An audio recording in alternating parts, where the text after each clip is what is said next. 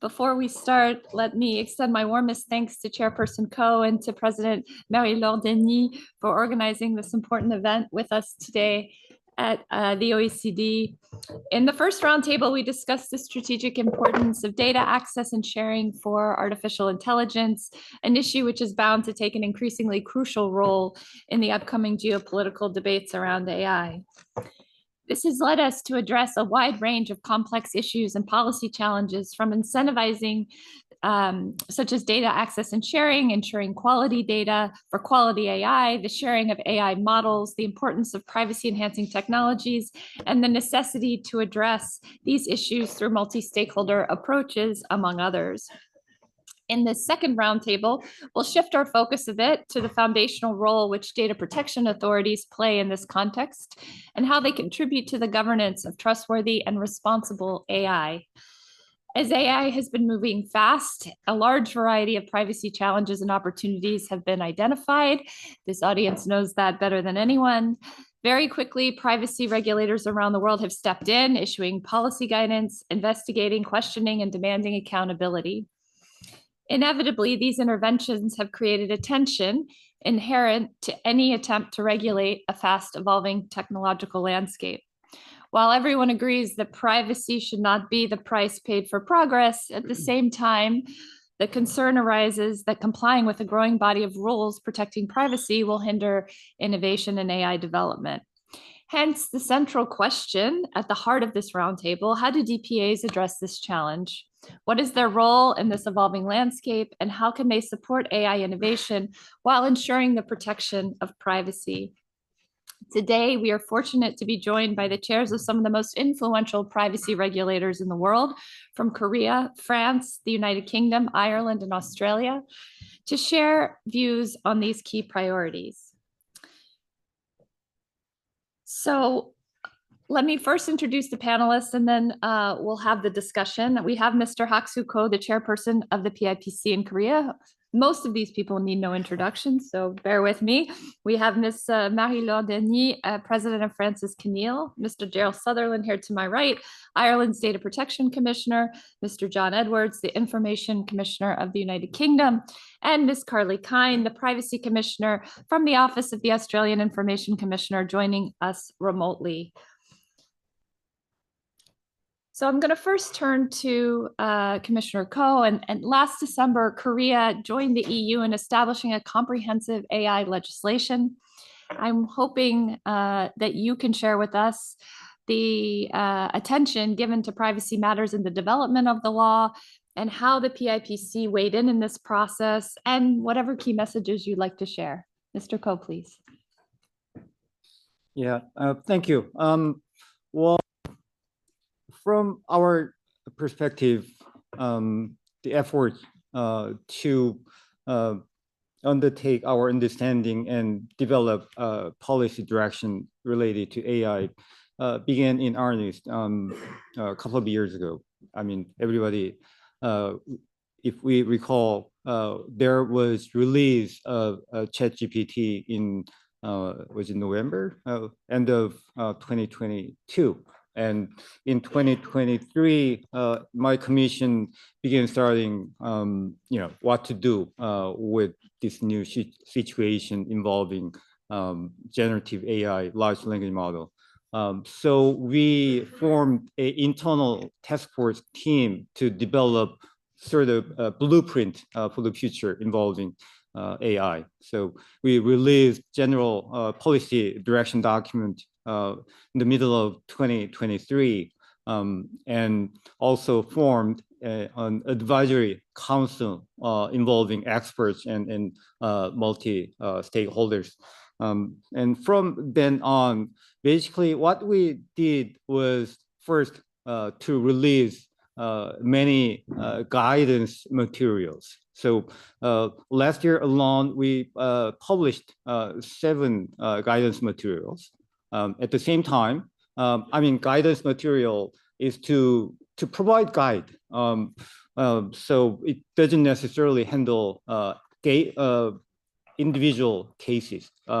So while we released guidance materials, we also had sort of case-by-case assessment, sometimes case by case determination as to what should be done or whether it's okay to proceed as planned. So I'll give you a summary of these kind of two-pronged efforts that we have made.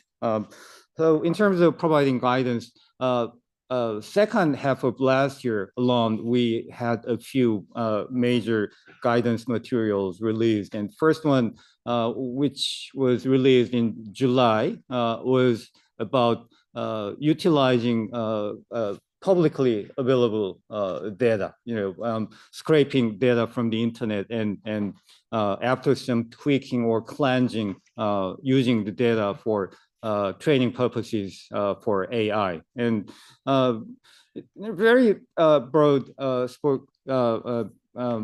it's somewhat analogous to what we have from the EDPB last month. So basically, the answer we had was it's okay to scrape the data and use it for AI purposes under the legitimate purpose provision of the Korean law. At the same time, there should be some safeguard to be put in place. So around the time that we developed this guideline, we also did status examination of large companies' language models, and we issued recommendation or corrective recommendation, and they all complied with our recommendations. So that's one guidance materials. And the second guidance material that I could mention was in the previous roundtable, there was reference to synthetic data. So we actually released guidelines on synthetic data. The main issue with synthetic data is synthetic data obviously is useful in many cases, but how to measure the usefulness? And at the same time, there may well be safety issues that need to be handled. So there, on the one hand, how to measure utility, and on the other hand, how to measure safety. And oftentimes there may well be a trade-off between the utility and safety. And safety, from our commission perspective, practically means privacy or data protection aspect. So with the guidelines, what we try to come up was the measure, what kind of measures that we can have for utility and also safety or privacy, and what kind of procedural mechanism can be placed to have that kind of measurement, and whether we can say it's okay to use synthetic data without really have privacy concerns in mind. So with the guidelines, we had a few cases, individual cases, that we went through that kind of assessment process so that best practices can be developed utilizing the guidelines. And the final guidance material that I could mention was AI risk management framework model. So, I mean, AI involves risks, but what kind of risks and what's the degree or extent of the risk? And from there, I mean, we need to pay attention to in proportion to the level of risk. So what kind of, it's kind of a four-step approach. First of all, what kind of AI models are out there at issue? And second, mapping the risk with the specific AI model, and then how to, what kind of mitigation strategy could be there, and then actually exercising that kind of strategy. So we have a number of guidance materials like that that we produced. And at the same time, we developed a scheme under which we can review actual cases. I mean, commission's role traditionally is to sometimes do investigate and issue corrective measures or impose fines. That's basically ex post. But in this area of AI, we try to come up with ex ante solution. So one example that we could give is prior adequacy assessment program that we developed and put in place for about a year by now. And we have about 10 cases so far. And these are all about products and services that may well be under public space, but before they begin actually servicing for the general customers. And they meaning typically businesses or sometimes public entities, they ask us to examine whether it's okay to release as they plan. And we sometimes ask some suggestions, recommendations to modify a little bit, what kind of safeguards to be put in place. So that has been pretty successful in our assessment. And just one more example that I could give was regulatory sandbox. In the first roundtable, there was a reference to regulatory sandbox system, and in Korea we also have regulatory sandbox. And one interesting example that I can give is developing AI models to combat phishing schemes. So using the real voice of the phishing victims' phone record, not we, but companies developed on-device AI model so that after they implement this AI model on their individual phone, they can telecom companies can alert their customers that these customers may be a victim of a phishing undertaking. So that's one example of regulatory sandbox scheme that we had last year, and there are a couple more schemes out there. So our commission itself has been going through a lot of innovative undertaking last year. Hyaksu, very interesting indeed, and a lot of activity. Some of it new to me. I want to now move closer to home here in France, to the CNIL and to Marie-Laure. The CNIL has been always very proactive, I can say, and certainly in the context of AI, only about 6 months after the launch of ChatGPT, you had already introduced a fairly comprehensive action plan on AI. And just last week, the CNIL published new recommendations to support responsible AI innovation. So can you tell us more about these initiatives, please? Thank you very much, Audrey. The social benefits of AI are already notable, for example, in the health field for research, and on the economic level also its increasing diffusion could increase productivity gains. However, the use of AI is not without risks, particularly in the field of personal data. Because AI systems, as we all know, rely on massive collection of data, particularly personal data, and their exploitation raises major concerns about privacy, because of the effectiveness of AI tools depends on the amount of data used, making compliance with privacy principles complex, notably on the data minimization principle, the lawfulness and the purpose of the processing. So we can see that data processing without the knowledge of data subjects, an individual may see his or her data used to train AI models without being informed and without having the possibility of objecting and exercise their rights, for example, on web scraping.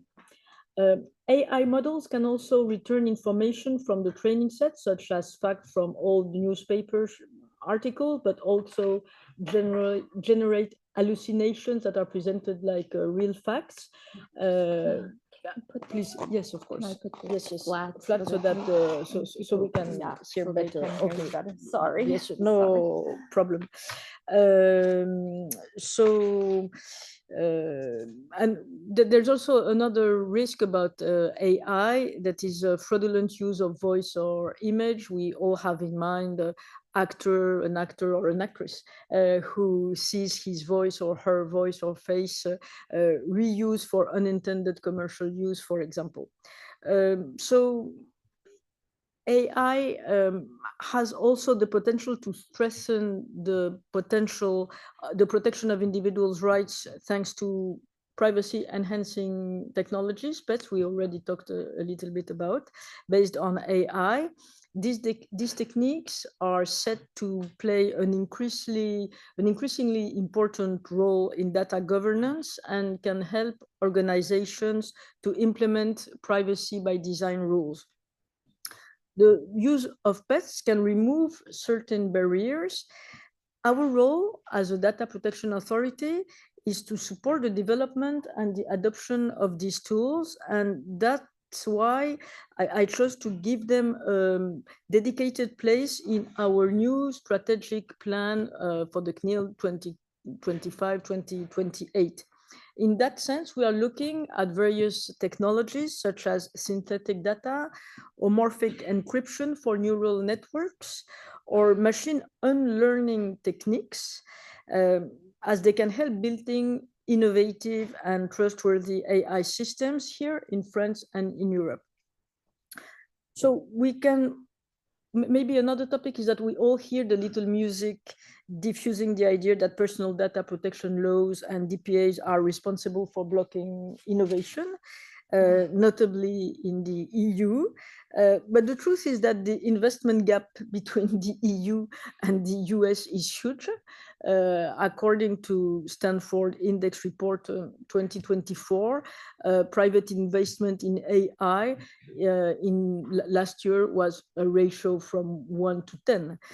So the problem is a bit more complex than the regulation. Exactly. And DPAs are clearly a little bit the scapegoat there, in my opinion. But our main challenge as DPAs is to support the development of AI services while respecting, of course, the protection of personal data, a sine qua non condition for their dissemination and adoption, while best articulating the various regulatory texts, which are complex for everybody, the GDPR and the AI Act in the case of the EU. The CNIL is committed to this effort, in particular by clarifying the legal framework and providing practical tools for designing virtuous AI systems. The CNIL tries to produce soft law frameworks, guidelines, recommendations, which specify the application of the law to use cases and provide legal certainty, which I believe really it's the role of a regulator. The production of these tools, which are intended to be as concrete as possible and operational, is generally done through discussions and consultations that the CNIL organizes upstream of its productions in order to better understand the reality, or to try to understand the reality of activities, and then take them into account in our decision-making process. For example, the CNIL is currently working on the methodologies allowing the creation of databases and the development of AI systems. This is done through a series of AI sheets. Some of them are already published, and we released an important batch last week on last Friday about information and the way to exercise the rights we have on our data. The CNIL offers innovative training tools such as MOOCs or webinars dedicated to AI and aimed at professionals, security of AI systems, presentation of practical sheets, privacy enhancing technologies. I already talked about it. The last one, which lasted about 10 days, was devoted to the supervision of generative AI projects. Finally, the CNIL deploys a strong support strategy to regulate without hindering business activities, at least it's what we try to do, implementation of request for advice, procedure open to companies and professional federations, allowing a written response from the CNIL to be obtained, and a certain case of application of the law. We respond to about 1,500, a little bit more, questions each year. And we choose the questions we make a response to, and we try to make it in a 6 months time. And also we create an annual thematic sandbox.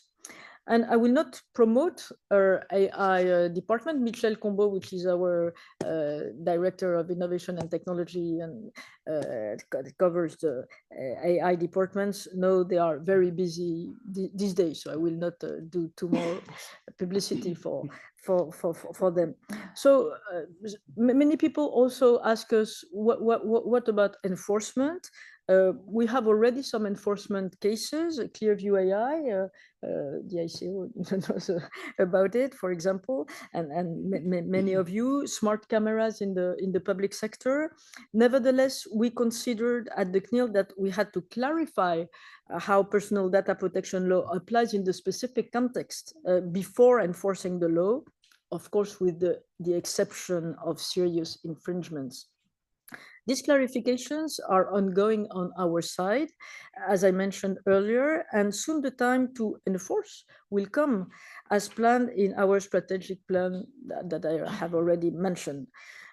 To control the compliance of AI systems, we must design a methodology and tools to monitor the compliance of AI system during the different stages of their life cycle.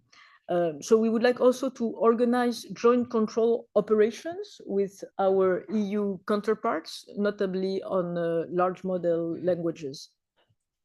And maybe, I don't know, we'll speak maybe later of the role of cooperation, I suppose. Thank you, Audrey. Thank you, Marie-Laure. Very interesting. And there's definitely a theme of ex ante work and getting ahead of the enforcement. So I'm going to go to Ireland now, where we all follow very closely, of course, the work with the Irish DPA. And so it's my pleasure to introduce Dale Sutherland and the Irish Data Protection Commissioner. So you are one of the lead authorities in the EU for many organizations because of your central position, taking enforcement actions against some of the most powerful companies out there. And you also play a key role in asking the EDPB to clarify questions related to the processing of personal data in AI. Can you tell us a little bit about your view and the role your office is playing on these priorities and in this context?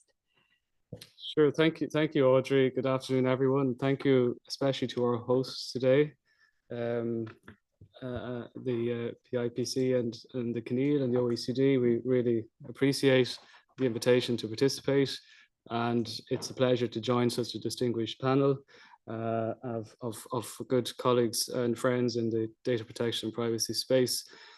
So I'd just like to start maybe with a little bit of scene setting. Even as I was reading the news on my phone earlier, the innovation versus regulation debate rages in Paris. And it's the topical question. And there's a positioning issue for DPAs on this, which and I think all of our presence here today signals some of that. And there's also a mindset.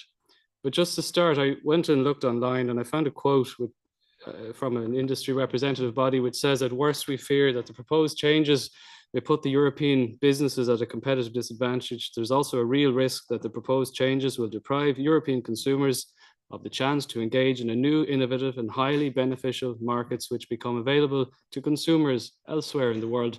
That wasn't about the AI Act, that was about the GDPR in 2012. Now, we're kind of repeating this mantra again in the current environment. And it's not to say there's merit in those views and they need to be discussed and listened to. But some of the arguments are being made that innovation and regulation is a binary choice, and that regulation is stopping innovation. But as data protection and privacy commissioners will say today in our statement, that artificial intelligence does present immense opportunities, but it also poses risks, significant risks, with respect to the protection of fundamental rights, such as data protection and privacy. And we also will today recognize that to harness the transformative benefits of AI, public trust is essential. And two recent comments that I've also found that chime with this perspective, that innovation and public good values and respect for the rights of individuals can coexist, and they must coexist. Martin Tisney, the special envoy for public interest AI at the Paris summit here, has warned against what he said, hitching a ride to a technology and seeing where it will take us, when he was speaking about AI. And I think there's food for thought in that. Also in the past days, the Irish government, and I'm really glad to see this, has stated that it fully supports putting in place the guardrails for trustworthy, human-centered AI in the European Union to protect individual safety and fundamental rights while continuing to promote and encourage innovation. And so it's clear, and I think this is an important mindset for the DPC, that data protection and privacy regulation can and must play a central role in achieving those aims, trustworthy, people-centric AI development. And that's precisely the place where we want to position ourselves. And I think I speak for all of us here today that that's the place where we want to ensure that data protection is a gateway to putting people first, and that it remains front and central to product and service design, but in a way that allows innovation within guardrails to flourish. And I speak for the DPC, we want to find the correct balance, where in EU speak, fundamental rights and the right to conduct a business can coexist in an equilibrium, and where personal data and privacy protection provides a pathway to responsible and safe innovation. And I really do want to commend my fellow regulators and colleagues here today for their focus on that. And we've heard some of the examples already. And also I note the very excellent guidance published by the CNIL in the past few days. This work too is essential, and it's also a focus for the DPC. And as you mentioned, Audrey, as the lead supervisory authority of many the global leaders in the AI space, particularly as regards generative AI, we do at the DPC have a deep awareness of the complexities associated with regulating the processing of personal data in an AI context, and also the complexities of companies face in trying to make the right choices and put in place the right systems and safeguards to ensure the fair and lawful processing of personal data. Since 2023, generative AI and large language models have been a key focus of the DPC's AI regulation.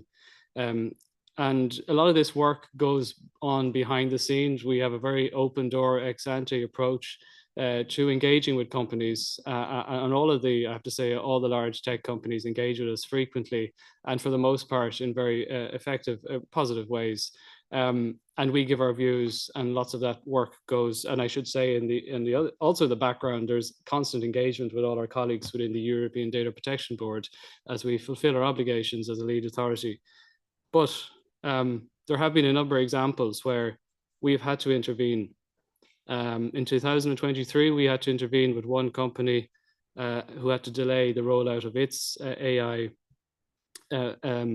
model until certain concerns were addressed. And this continued last year, where a number of further companies were paused or delayed their deployments following our intervention. And in one case, because of the serious risk posed to individuals, we had no choice but to go before the Irish High Court to take an action preventing what was planned. Now, the reason why I want to focus on this for a second is that this didn't come down to the detailed and deep interpretation of data protection law. In all of these cases, the companies where we had to intervene had not concluded adequate assessments, and there was gaps and concerns in relation to in simple terms, the homework, the preparatory work that needed to be done, and to failure to properly implement a number of self-identified safeguards that the companies had identified, such as opt-outs and transparency measures. And in one case, subsequently, we've commenced an investigation examining if such assessments were properly conducted. So DPIAs, LAAs, etc., are often described as compliance bureaucracy.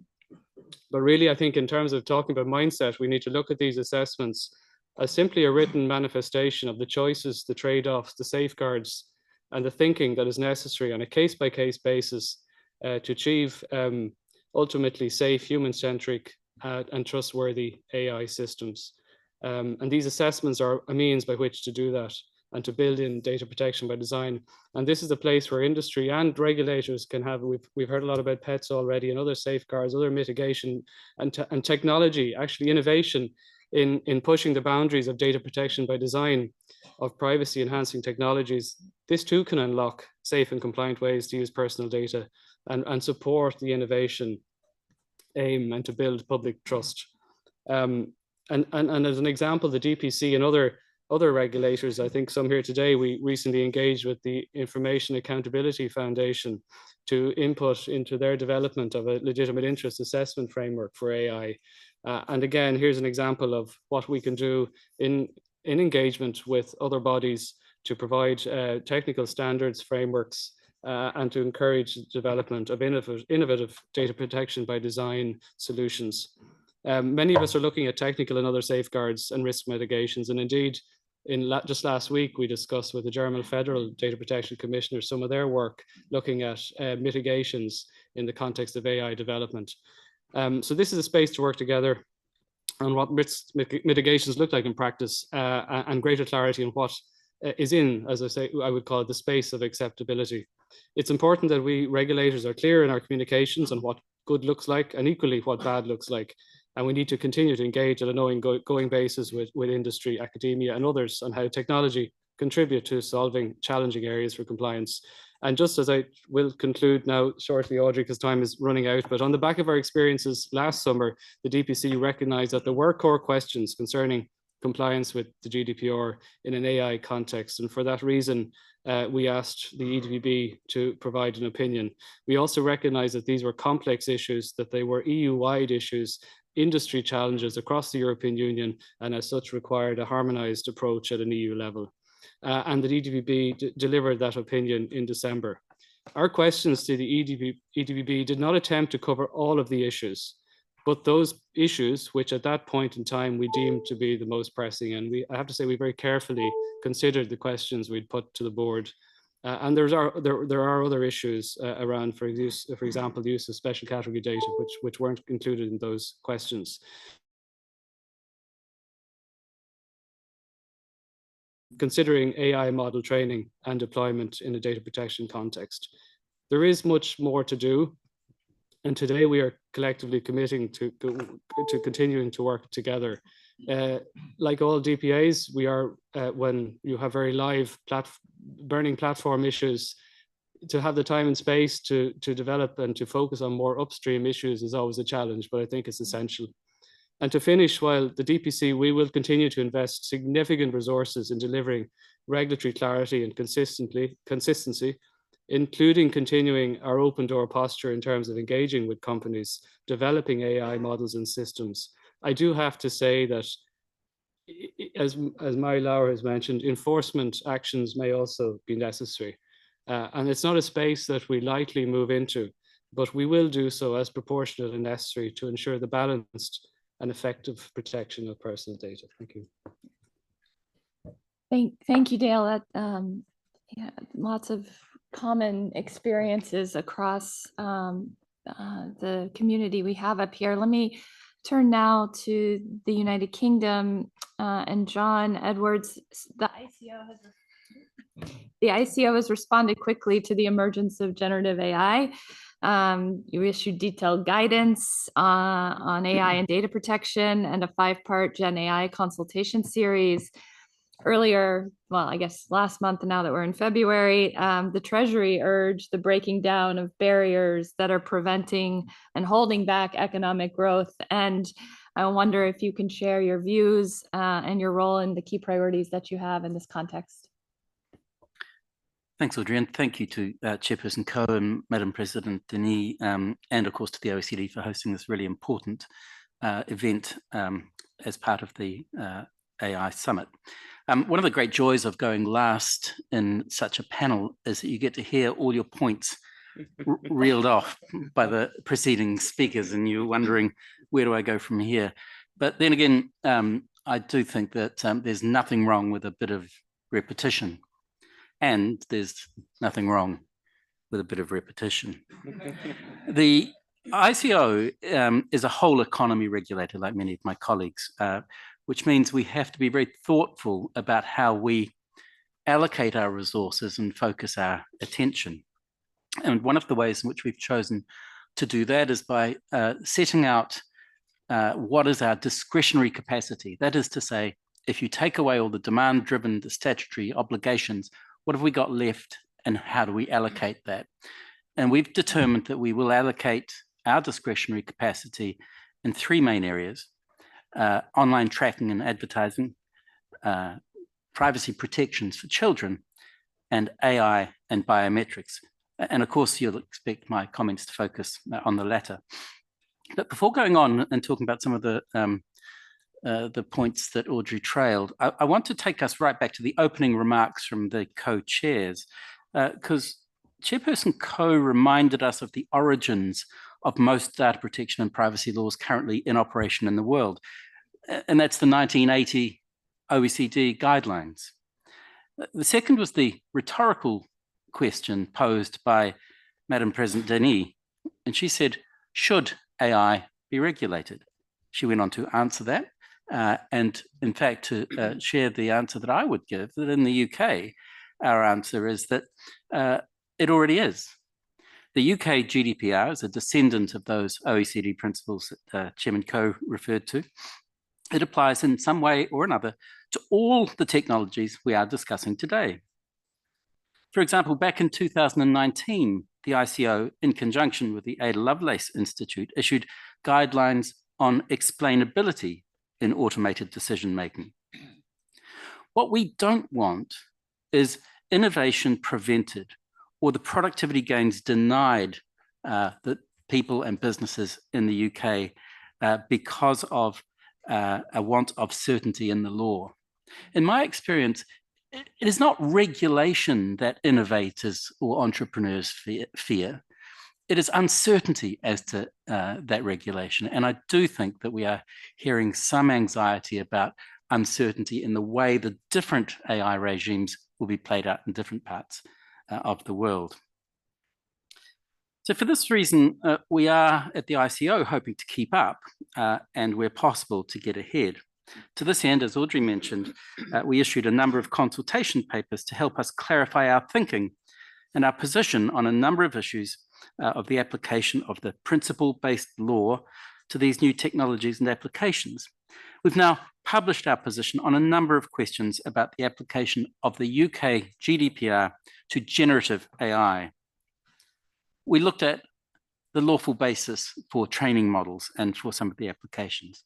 We have determined that legitimate interest will be the only lawful basis.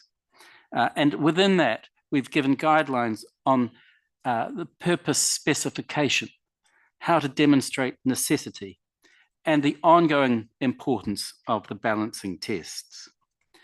We looked at purpose limitation, which is a conceptual challenge, but we have determined that there will be different purposes in model deployment from those in the end-use applications.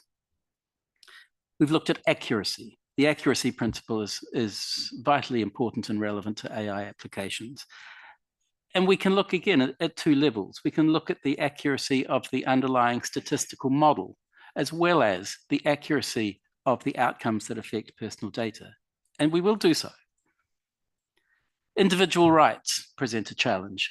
How does one exercise one's right to erasure from a model? There is a debate, which I believe is reasonably settled, but others continue to carry on as to whether the models contain personal data. But we believe that people retain the right to have data corrected or erased. Our guidance suggests that these are accommodated by data protection by design, by engineering data protection into these models. And finally, we issued a paper on controllership, making clear that we don't believe that model developers can deny any controllership when users of the technology are feeding in data, which is then used to further train and retrain the models. One thing I was really struck by as we went through our public consultation on the 5 or so issues was the number of submissions we received from the creative industries. It remains an open and very live question, the extent to which intellectual property claims engage data protection rights and the ability of data protection law to provide a solution to the legal, ethical, and philosophical challenges presented in the intellectual property context. There are other known challenges, such as those presented by agentic AI, and there'll be unknown challenges as well. Like PIPC, the ICO maintains a sandbox, and that's the place where we can come together and work through some of those challenges. One of the most important ways that we as regulators can meet these challenges is by close collaboration, both domestically with colleague regulators within jurisdiction, but from other domains, such as we have in the UK with the Digital Regulation Cooperation Forum, which brings together the Financial Conduct Authority, the content regulator Ofcom, and the Competition and Markets Authority to arrive at positions on cross-cutting regulatory matters with emerging technology. But the collaboration internationally is so important as well, both bilaterally, which we have with parties such as Ireland and the CNIL, very productive relationships those are as well, but multilaterally as well, such as between the EDPB and the Adequate Countries Group, the G7 and its subgroups, the Global Privacy Assembly, and of course, the OECD, which I think will continue to play a pivotal role in bringing together stakeholders to identify and resolve the challenges that we're facing. So thank you. Thank you, John. And we're going to go back to the other side of the world, to Australia here. But before I give the floor to Miss Carly Kine, I just want to say you've teed up nicely the last kind of lightning round we'll do before we close, which is about international cooperation. And so I'll just preview to the panelists to start thinking what you want to say in that regard, and any specific either examples or wish lists you might have in that collaboration, I think would be really both helpful for us at the OECD, but also interesting for the audience. So with that, Ms. Kind, you've recently voiced your concerns about the implications of generative AI for privacy, but also highlighted your role in putting AI users in a position to ensure compliance with the law so that they can use these generative AI tools with confidence. Can you tell us more from Australia, please? Thank you so much, Audrey. I hope you can hear me okay. And John, I'm sorry to disappoint you that you're not last after all. You should know better than to disregard your Antipodean colleagues joining from the other side of the world. But in any event, I will try not to be too repetitive. And indeed, we have a subtly different framework here in Australia, sufficient to give us a slightly different flavor of approach to AI regulation than that is occurring in Europe and the UK. But I'll start just by thanking you very much for inviting me to speak, and my apologies I can't be there in person. It's an incredibly timely conversation. Of course, you're all there in Paris talking about AI all week.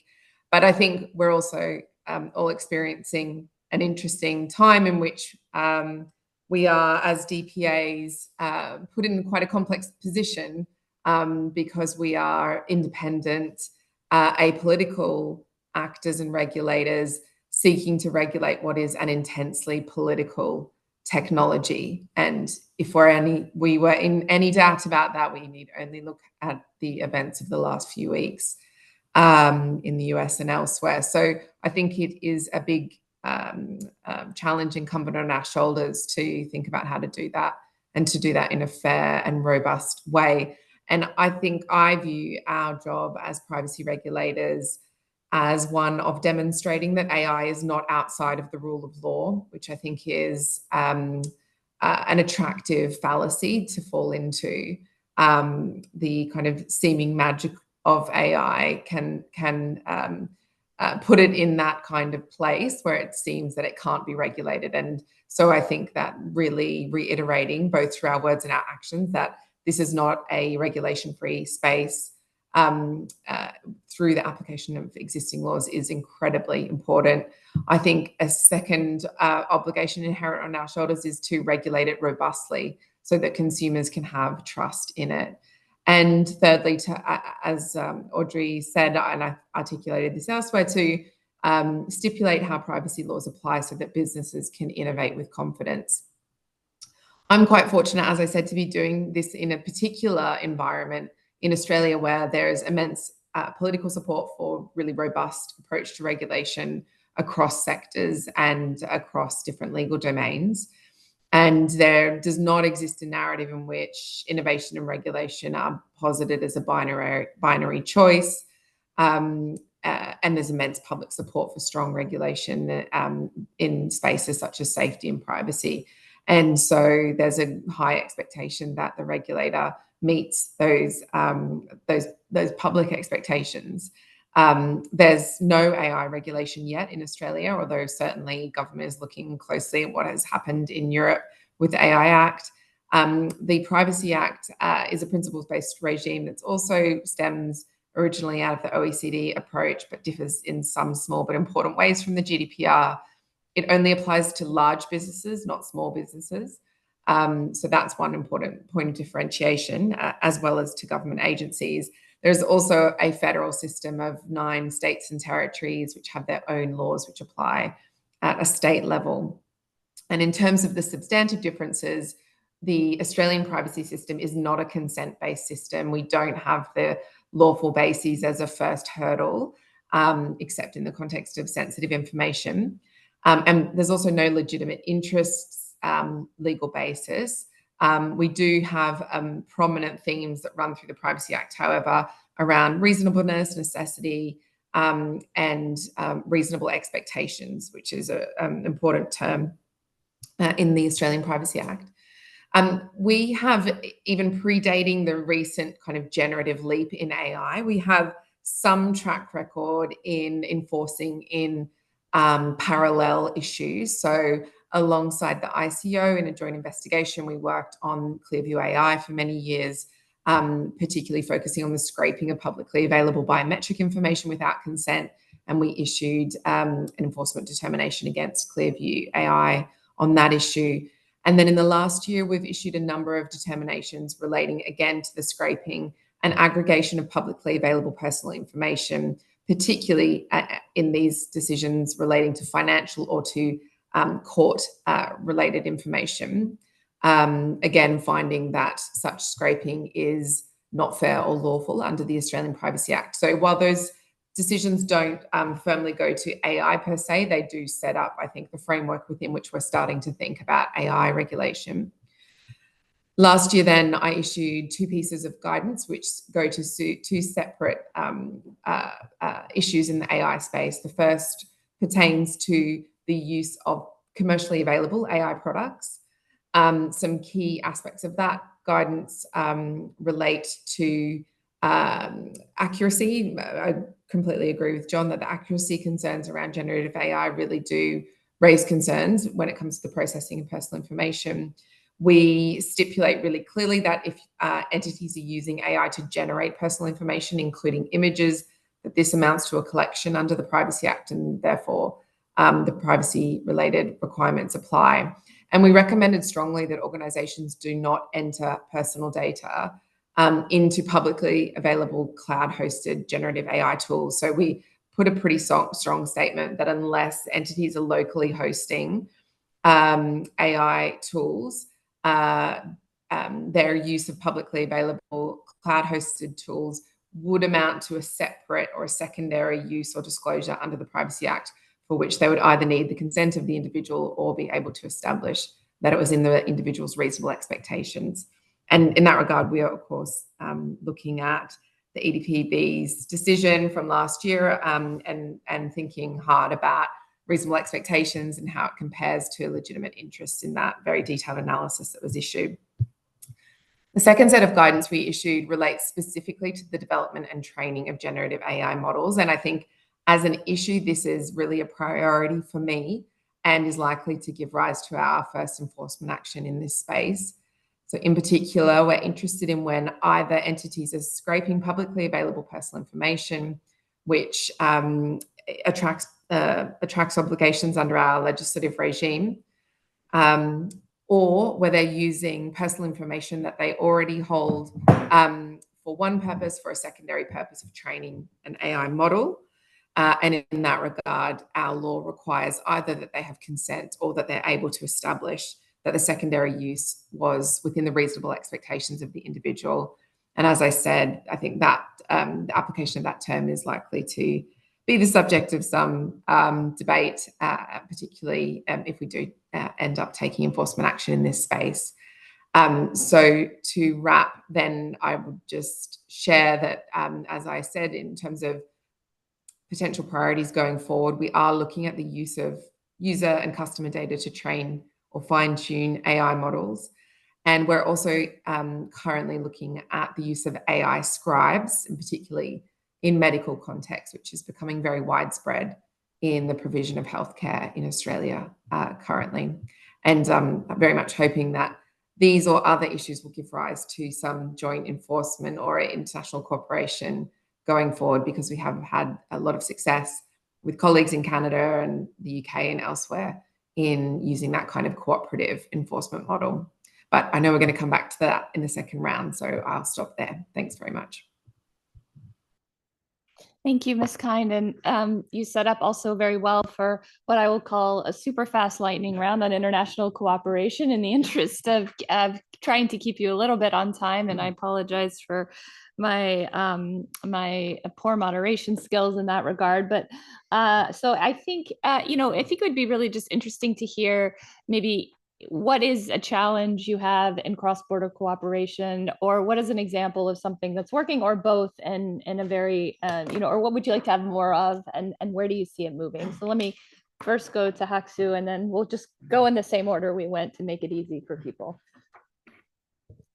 Yeah, well, Commissioner Edwards mentioned one crucial role for GPAs is to reduce uncertainty as data subject or businesses see laws and regulations.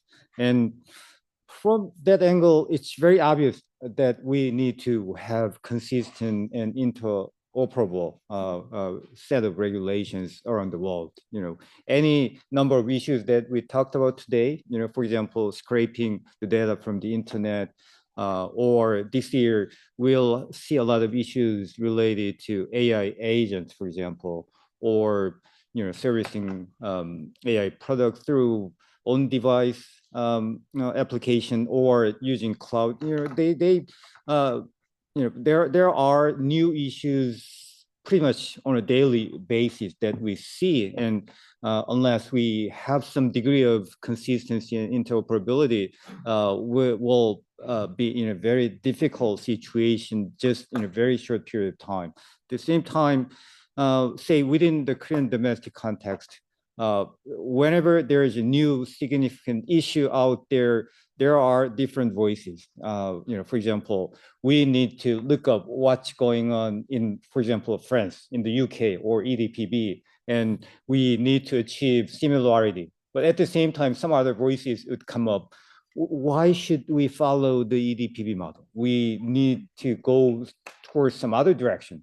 So there are bound to be controversies whenever there is a new big issue out there. So there should, well, my personal view is there should be some forum like OECD or some other venues that John and Dale mentioned. There should be some sort of periodic channel through which we share information. We achieve some degree of consistency.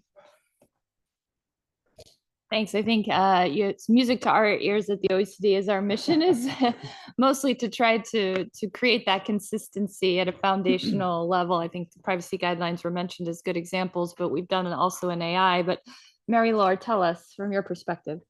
Thank you, Audrey. So the quicker, possible. At regional level, a lot of work is happening through the one-stop shop mechanism, through tools like the Article 64.2 GDPR on AI models, released recently at the initiative of the DPC, and current work on guidelines about the interplay between the GDPR and the AI Act. We also have a task force on ChatGPT, and maybe we should have one on DeepSeek. I know EDPB is talking about DeepSeek today in Brussels.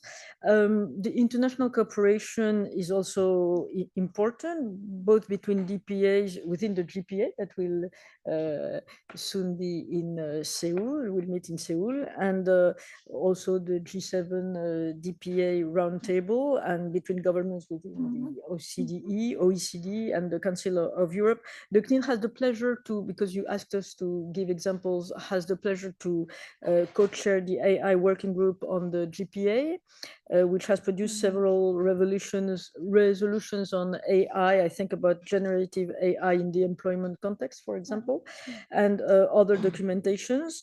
Some works are also ongoing within the digital education working group of the GPA that is also chaired by the CNIL, and Bertrand Dumaret could talk about it better than I do, and the use of AI in schools and the protection of minors.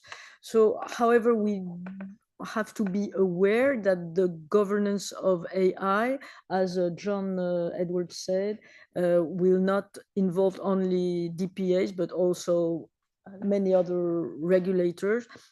So with the international cooperation aspect, we have to deeply integrate the cross-regulatory cooperation aspects in our work. Thank you. Absolutely. It's an excellent point. Collaboration within your community, but across your community. So please, Dan. Yeah, sorry. Thank you. Lots has already been mentioned about our own regional network, EDB, so I'll not focus on that, but I want to look beyond those borders, and that's our challenge. And our main challenge is because we have different legal frameworks, different potentially, as a result of that, different interpretations, different legal systems. I think our challenge is to generate a consensus around those issues that are common to all of us. And they're often the very tangible things, not necessarily the interpretation of the law, but the very tangible things around risks and harms arising from AI systems and deployments, risk mitigations, safeguards, privacy enhancing technologies. And I think there's differently through the GPA, the OECD, perhaps we can think of those very tangible projects that we can collaborate on and actually deliver regulatory certainty and clarity through that process. I just also briefly mentioned the challenge, which has already been spoken to, of interregulatory cooperation with the other digital players, both in the DPC's case, our national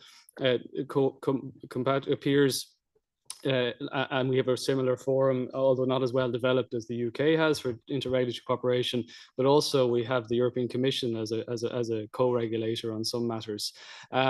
And we actually created a distinct function within our DPA to drive interregulatory cooperation, to identify the touch points, to look internally within the organization so that we can be more effective than outwardly.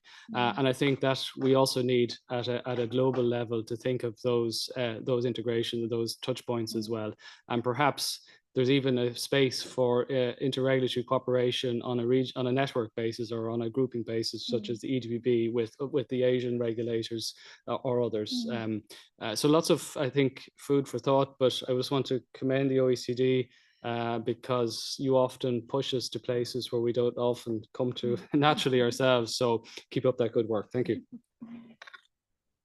Thank you. I think you'll see us continuing to push and bring you together. So John, you sort of gave us a flavor already, but if you want to build on it a bit. Thank you. I won't repeat what colleagues have said, but there are a number of different fora. One that hasn't had a shout out is the International Working Group on Telecommunications, otherwise known as the Berlin Group. And that's a really good working level technical group for ironing out some of these issues. And they report in to the GPA. The G7 DPA's collective, as Marie-Laure says, it has an emerging tech working group as part of it, which the ICO chairs. But also I think just generally, to quote from, I think it was Picasso who said, good artists borrow, great artists steal. So, we go around to Singapore and to South Korea and we see what we like and we take it. And, and that's how we build our body of knowledge. And we like to think of our job is to help you steal from each other in the best way possible. So let me give Australia the last word. Miss Carly, please. Thanks so much.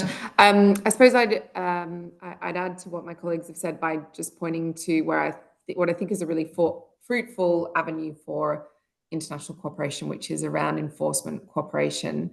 I did mention we've had some successful collaborations in this regard, including with the ICO on Clearview AI and with the Oecd Canada on the Ashley Madison investigation. We currently have a joint investigation underway with our New Zealand colleagues as well. And I think a really excellent initiative in this space is the GPEN, the Global Privacy Enforcement Network, which I believe was set up under the auspices of an OECD recommendation, but which runs annual or at some other frequency perhaps, but enforcement sweeps to surface contraventions across jurisdictions, across legal frameworks. And I think the coordination of expertise, the thematic approach is a really powerful way of collaborating, sharing knowledge, capacity, and amplifying our impact and our voice as DPAs. Moving a sweep into the AI space is going to be more challenging because I think that it's one thing to look for privacy policy violations. It's another to get under the hood of complex technical systems. But I very much hope that entities like that might be a route through which we can do more enforcement collaboration going forward. Thank you very much. And thanks for raising the OECD recommendation on cross-border cooperation, which is up for review and potential revisions. And so I will ask all of you to participate actively in that in the spirit of advancing international cooperation. So that brings my job mostly to an end, and I'm happy to introduce again Yoichi Ida. He's the Assistant Vice Minister at MIC in Japan. He's going to give us some closing remarks. So Yoichi, please. Thank you, Audrey. And dear Chairperson Haksuko, dear President Marie-Laure Denis, dear Commissioner John Edwards, Dale Sunderland, and Carly Kind, dear panelists, ladies and gentlemen. As we conclude this side event to the AI Action Summit, allow me to share a few thoughts and to express my profound appreciation to all the speakers, participants, and organizers for their presence today and valuable contributions. Let me first renew our thanks to President Denis and Chairperson Ko, the teams of CNIL and PIPC Korea for co-hosting this important gathering with us at the OECD. We place great value in our continued engagement with your authorities and look forward to deepening our cooperation with the regulatory community in the future. Next, I wish to thank the many OECD delegates present today in person or online. I see members of our digital policy committees and of its working party on data governance and privacy, members of the Global Partnership on AI, GPA, members of the Committees for Scientific and Technological Policy, for Public Governance, for Competition, and for Health, among others. The gathering of so many OECD bodies at one event is a powerful indicator that the geopolitical, social, and economic stakes of data governance and privacy for AI are only becoming higher. Today's discussions have also showcased the critical importance of facilitating global, high-level, interdisciplinary and multi-stakeholder dialogue in this fast-evolving space. Today, in my capacity as chair of the OECD Digital Policy Committee, let me express our commitment to keep leveraging the OECD's proven ability and experience to convene such crucial discussions. The organization has been a frontrunner in shaping international AI policy since the adoption of the OECD AI principles in 2019.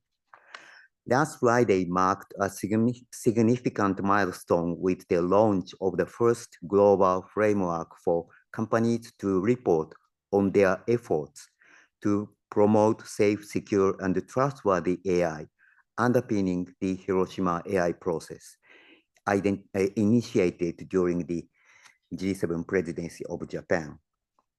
The OECD has an equally significant long-standing engagement on data governance and privacy, which largely predates the current high focus on AI. Since the adoption of the landmark OECD privacy guidelines in 1980, the OECD's work on data has kept intensifying to promote data-driven innovation, cross-border data flows with trust, regulatory cooperation, and much more. In 2021, the OECD adopted its recommendation on enhancing access to and sharing of data to offer principles for maximizing the benefits of data sharing across sectors and borders with trust. Let me emphasize this again, with trust. Today's launch of the report, Enhancing Access to and Sharing of Data in the Age of AI, highlights the significance of this recommendation for the sharing of AI-related data and models. It also underscores the key role of the OECD's work on data governance and privacy in this context of AI. Let me use the remaining time before the end of this event to express our deep gratitude to the many experts who daily strengthen our ability to effectively address emerging issues. This includes our OECD expert group on AI, data, and privacy, in particular their co-chairs, Ms. Denise Wong and Ms. Clara Nepel, who are here in person with us, and Mr. Ruben Eidelman, who is joining us remotely. Their leadership is invaluable as we enter the next phase of the work of the group. This also includes the OECD expert community on data free flow with trust, and more specifically, its working group on privacy enhancing technologies, who play an instrumental role in our work to support policy convergence on these complex issues. So thank you all for your commitment. And last but not least, let me thank the OECD Secretariat for their dedicated hard work that made this event possible. Moving forward, let us continue to champion the inclusive and forward-looking approaches discussed today. Together in forums like the OECD and more, we can advance global data governance initiatives that not only respect privacy, but also promote trust and innovation in AI and with AI to benefit of all. So with that, I officially close the roundtables. So thank you very much for your attention. Thank you.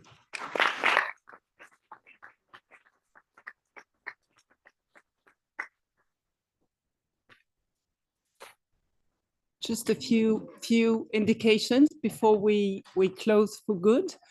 A group photo will take place in the staircase on your right.